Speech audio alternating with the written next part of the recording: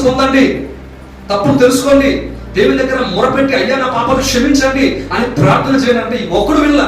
చేయకపోతే ఏంటంట అని అంటే, చేయకపోతే ఏంటంటున్నా 40 రోజులు రాత్రి పగలు వర్షాలు కురపోతున్నాయి, అందరూ మునిగిపోతున్నాం అని అంటే, అరే పిచ్చోడా, మనం నివసిస్తున్న ప్రాంతం ఏంటో తెలుసా, మనం బ్రతుకుతున్న ఏరియా ఏంటో తెలుసా, అరే తాగడానికి సుఖాలు ఇల్లేవు, ఇక్కడ మనం ఎడారిలో బ్రతుకుతున్నాం, అవునా?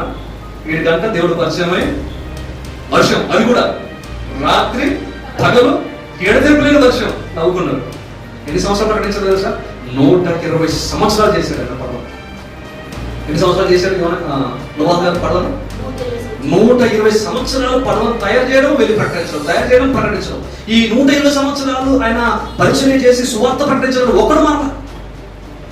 వర్షం రాబోతుందంటే వీళ్ళని కారణంగా ఫస్ట్ డే ఉరుములు మెరుపులు వర్షం స్టార్ట్ అయింది. మనుషులకు లేనటువంటి బుద్ధి పశువులకు ఉంది.